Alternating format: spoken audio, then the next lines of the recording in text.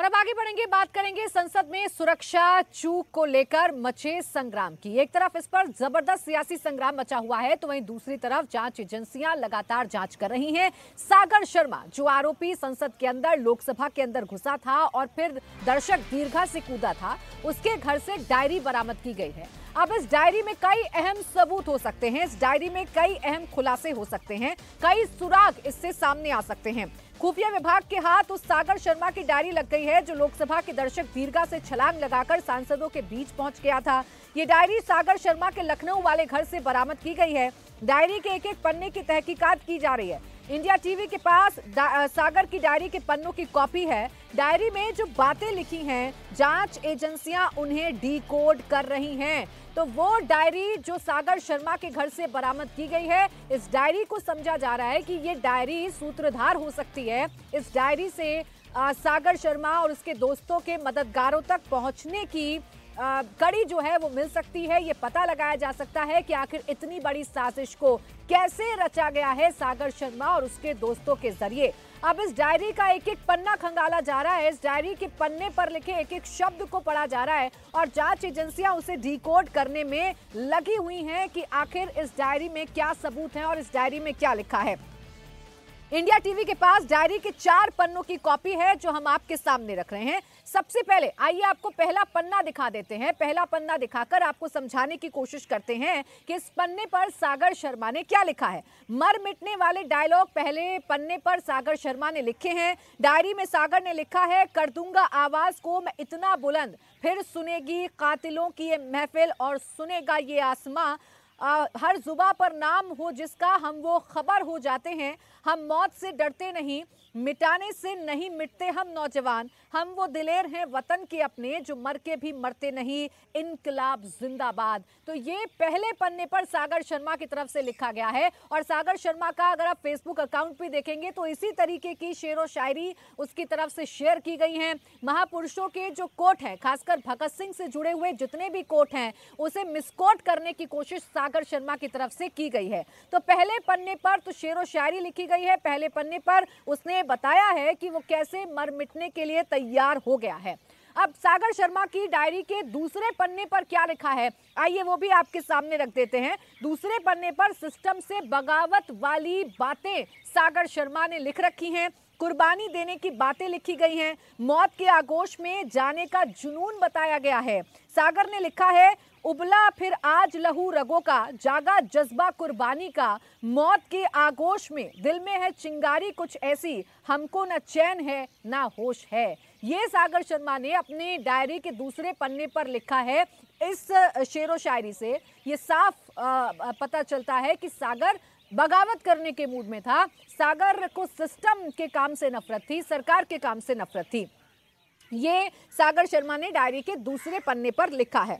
अब आइए सागर के डायरी के तीसरे पन्ने पर क्या लिखा हुआ है आपको बताते हैं। अपनी मानसिक स्थिति के बारे में लिखा है, समाज के बारे में सागर ने लिखा है। सागर ने लिखा है, आज लगभग 5 साल बाद लिखना शुरू किया है, अब आगे भी लिखने की मानसिक स्थिति बनेगी ये मैं कह नहीं सकता हूँ। सच कहूँ तो मैं बेहद इच्छुक भी हूँ, अपनी मानसिकता और दृष्टिकोण को लेखन के जरिए बता सकूं और समाज के वर्तमान को आपके लिए पारदर्शी बना सकूं। तो उसकी मानसिक स्थिति क्या है, वो कैसे रेडिकलाइज हो रहा है, ये सारी बातें डायरी के पन्नों से निकलकर सामने आ रही हैं। पहले पन्ने पर वो मर मिटने की बात कर रहा है, दूसरे पन्ने पर वो बगावत की बात कर रहा है और तीसरे पन्ने पर वो अपनी मानसिक स्थिति को भी बयां कर रहा है और ये बता रहा है कि मैं लिखने का इच्छुक हूं और मैं चाहता हूं कि समाज के सामने ये सारी बातें आए, समाज के वर्तमान के लिए मैं इसे पारदर्शी बना सकूं। ये सागर अपनी डायरी में लिखता है। अब डायरी के चौथे पन्ने पर सागर ने क्या लिखा है, क्या खुलासा हो रहा है उससे, आइए आपके सामने रखती हूं। डायरी के चौथे पन्ने पर सागर ने कुछ कर गुजरने की बात लिखी है और यह भी बताया है कि वो पिछले 5 साल से अपने मंसूबे का इंतजार कर रहा है। यानी कोई 1-1.5 साल पहले रची गई साजिश नहीं है। सागर के दिमाग में पहले से ऐसी बातें चल रही थीं जिससे वो देश का माहौल खराब कर सके। चौथे पन्ने पर सागर ने लिखा है, घर से विदा लेने का समय नजदीक है। एक तरफ डर भी है, दूसरी तरफ कुछ कर गुजरने की आग भी है। 5 साल मैंने इंतजार किया है, एक दिन आएगा जब मैं अपने कर्तव्यों की तरफ बढ़ूंगा। तो संसद के अंदर जो कुछ सागर ने किया वो उसे अपना कर्तव्य समझता है। और इसीलिए कहा जा रहा है कि सागर और उसके दोस्त रेडिकलाइज हो चुके थे। अब वो कौन लोग हैं या ऐसी क्या बातें सागर को बताई गई, सागर को समझाई गई, जो एक 12वीं फेल व्यक्ति जो ई रिक्शा चलाकर अपने घर का भरण पोषण करता है, वो इतना रेडिकलाइज हो गया, इतनी नफरत हो गई कि वो बगावत करने पर आमदा हो गया। जैसे जैसे जांच आगे बढ़ रही है वैसे वैसे इस मामले में नए खुलासे होते हुए नजर आ रहे हैं। सबसे बड़ी कड़ी बन रहा है वो मास्टरमाइंड उमेश झा, जिसने कल खुद आकर सरेंडर किया था। मास्टरमाइंड से जो पूछताछ हो रही है उससे कई जानकारी सामने आ रही है। उससे ये भी पता चल रहा है कि ये साजिश कितनी बड़ी थी। घुसपैठ की साजिश में शामिल आरोपियों ने 2 प्लान बनाए थे। प्लान ए के तहत मनोरंजन और सागर को घुसपैठ करनी थी, क्योंकि इन दोनों के पास ही संसद में घुसने का पास था, लोकसभा की कार्रवाई को देखने का पास था, संसद के अंदर स्प्रे करना था। ये प्लान कामयाब रहा। प्लान बी के तहत अमोल नीलम को संसद के बाहर कलर स्प्रे करना था। उन दोनों ने काम पूरा भी किया। प्लान बी के तहत महेश और कैलाश दूसरी तरफ से संसद के करीब जाने वाले थे।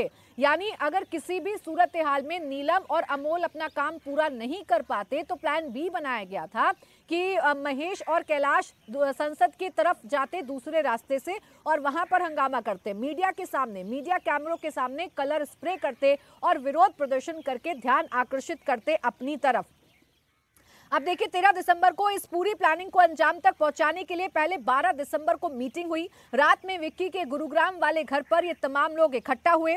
इस मीटिंग के लिए महेश और कैलाश विक्की के घर नहीं पहुंच पाए, इसलिए नीलम और अमोल ने इस प्लान को अंजाम दिया। नीलम और अमोल ने आगे बढ़कर प्रदर्शन किया। अमोल और नीलम को काम पूरा करने का जिम्मा दिया गया। ललित झा ने गुरुग्राम में ही छिपने का प्लान बनाया। महेश को फोन के जरिए जिम्मेदारी दी गई कि वो राजस्थान में ललित के छिपने का इंतजार करे। महेश ने अपने आईडी प्रूफ पर ललित को नागौर के गेस्ट हाउस में ठहराया था। तो पूरी साजिश को पहले से प्लान कर लिया गया था। एक एक मूवमेंट के बारे में इन्होंने पहले से जानकारी हासिल कर ली थी। इनको पता था कि बाहर अगर आप प्रदर्शन करेंगे तो पुलिस आपको पकड़ सकती है। पुलिस के पकड़ने के बाद कैसे भागना है, कहां पर छिपना है, ये सारे इंतजाम ललित झा ने पहले ही कर लिए थे। संसद में घुसपैठ केस में कर्नाटक में एक बड़ा एक्शन हुआ है। कर्नाटक पुलिस ने मनोरंजन का कमरा सील कर दिया है। दिल्ली पुलिस की स्पेशल सेल ने कर्नाटक की पुलिस को कमरा सील करने के लिए कहा है। इसके बाद डीएसपी की अगुवाई में एक टीम मैसूर में मनोरंजन के घर पहुंची और उसका कमरा सील कर दिया गया। मनोरंजन की पूरी डिटेल भी कर्नाटक पुलिस ने दिल्ली पुलिस के साथ शेयर कर दी। ललित को लेकर टीम यहाँ पर संसद में सुरक्षा चूक मामले के आरोपी मनोरंजन को लेकर आज मैसूरू में 2-3 बड़े डेवलपमेंट हुए हैं। मैं फिलहाल विजयनगर इलाके में मौजूद हूं और सामने ठीक आप देखेंगे ये मनोरंजन का घर है। 3 मंजिला ये इमारत है और इस इमारत के सबसे ऊपरी तले में यानी टॉप फ्लोर पर जो मनोरंजन का कमरा है उसे फिलहाल सील कर दिया गया है। ऐसा बताया गया है कि दिल्ली स्पेशल सेल जो है उनके इंस्ट्रक्शंस पर इंटेलिजेंस ब्यूरो की एक टीम ने इस कमरे को सील किया है। ये वही कमरा है जहां पर निरंजन इतने सालों से रह रहा है और यहाँ पर ऐसे साक्ष्य हो सकते हैं जो इस पूरे मामले में एक बेहद अहम कड़ी साबित हो सकते हैं। इस वजह से फिलहाल इस कमरे को सील कर दिया गया है। इसी कमरे में मनोरंजन की कई सारी किताबें भी हैं। वो किताबें भी जो काफ़ी विवादित रही हैं, उन किताबों को भी मनोरंजन पढ़ता था, ऐसी जानकारी मैसूरू पुलिस की तरफ से दी गई है। इसके अलावा जो 2 और बड़े डेवलपमेंट हुए हैं वो ये है कि जो स्टेट इंटेलिजेंस यूनिट है उसने एक प्राथमिक रिपोर्ट सेंट्रल यूनिट को भेजी है, जिसमें मनोरंजन की एक्टिविटीज़ से जुड़े हुए एक रिपोर्ट तैयार की गई है। पिछले 5 सालों में खास तौर पर मनोरंजन देखिए इस साजिश में जुड़े हुए एक एक आरोपी की पूरी कुंडली खंगाली जा रही है, उसका पूरा बैकग्राउंड चेक किया जा रहा है ताकि पता लगाया जा सके कि इतनी बड़ी साजिश को अंजाम कैसे दिया।